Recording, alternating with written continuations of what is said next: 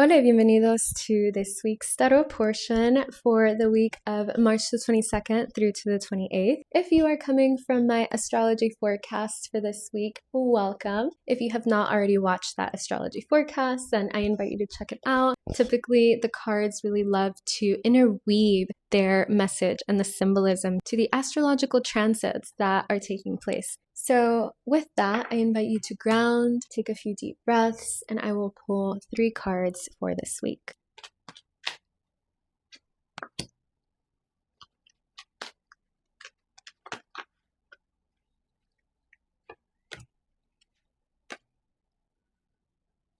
Okay, so these are the cards that have appeared for us today. And yes, if you're wondering if they were going to align with the astrological reading forecast that I gave for this week, they do. We've got the Eight of Cups, which is one of the most introspective cards in the tarot beyond the Hermit or maybe even the Two of Swords. This is a card that is taking a step back from all of these set up plans for the future or emotional investments towards dreams for the future and walking away towards the unseen, towards a landscape we literally have no idea what it looks like, to reevaluate the meaning of that, to reevaluate the practicality of it. We've got the moon in the back, and I absolutely recognize that this is an eclipse happening. And so walking out of this recent eclipse season that we just had, what was illuminated for us in our Virgo and Aquario sections of our chart. The North Node is about to leave Pisces this summer. So what is it about our Pisces house that we are wrapping up? What new beginnings have been established and going to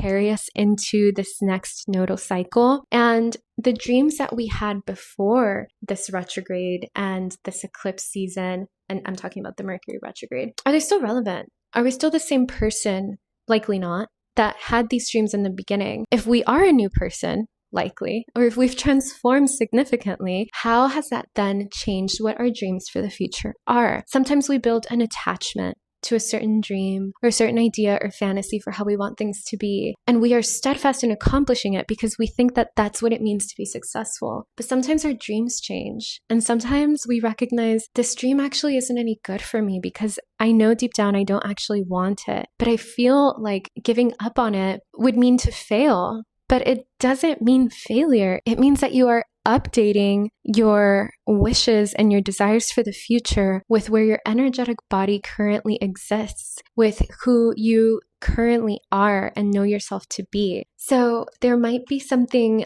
that you are reevaluating about your dreams and your emotional attachments in this moment in time in relation to your path forward and the future that you want to create and cultivate for yourself. We then have the King of Swords, which is the way that we think about something, our communication, structure in how we think about things and the world. The King of Swords has absolutely no time for self-doubt or self-limitations. The King of Swords needs to have an absolutely clear mind that will allow them to see things rationally, logically, and practically. And they're a very strong communicator. And from this place of clarity, they can receive insights and ideas that help them make the executive decisions needed to move forward or to advance something forward. So as you are maybe taking this moment of introspection, cast away, if you notice, any self-doubt or any harsh self-criticism coming through and saying, I genuinely don't need that. I don't resonate with that. This little nagging self-doubt voice isn't even mine. I don't even want it. Who put it there?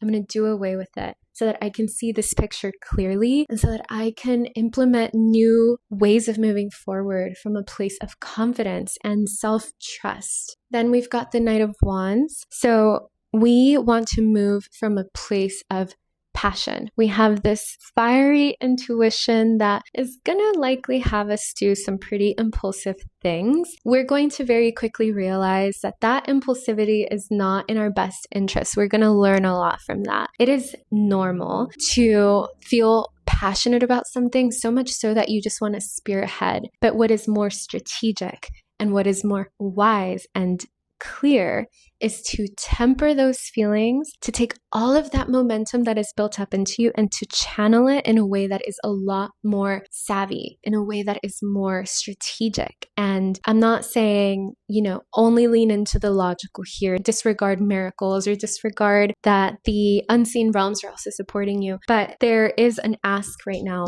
for you to be a little bit more in that logical mind, to not get swept up by the energies of Neptune and Aries, which can lead us here. When working with these energies appropriately, we can find that Neptune and Aries does bestow us with information and wisdom and occult knowledge that we otherwise wouldn't have gotten to because we would have missed it going so fast. So slowing down is necessary for us to really absorb and take in everything that a certain experience or journey wants to teach us. It's kind of like when you find a new area of study and you're eager to just learn everything that you can about it, but you've got like 10 really good books in front of you, and it does you no good to flip quickly through all of them in efforts to just finish, because then you're going to be like, I just wasted so much time trying to read all of those books and I retained nothing. You have to go slow. You have to slow down to take in all of that information.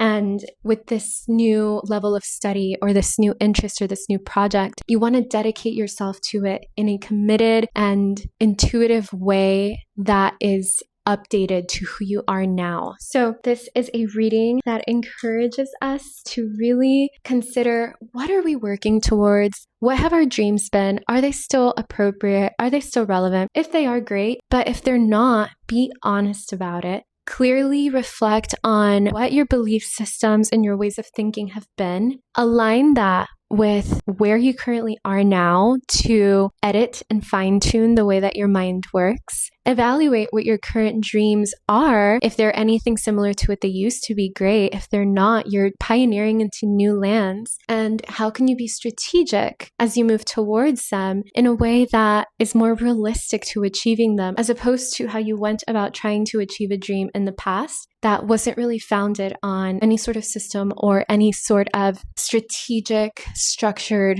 disciplined place that was supportive for your reality and for your well-being. As someone who lives in the ethers a lot and who likes to be uninhibited and likes to play in the dream realms and in the fantasy realms, structure and discipline is not something that I hear and think, oh yeah, like sign me up. But it's important to incorporate the two, because that's what takes things from the etheric realms and brings them into the earth. We need both. And so this week astrologically is highlighting that. And these cards are as well, with an emphasis on observing what self-imposed beliefs you might have. How clouded is your mind right now? Are you taking in junk information, doom scrolling, and just wasting time? Or are you meditating daily and trying to clear whatever archive or cache exists in your brain of the events that have taken place as of the last couple weeks, months, or years, and to move clearly and to move forward with a blank canvas of, this is who I am right now, this is what my updated dreams and goals are, and this is what I believe I can do and what I believe I can commit to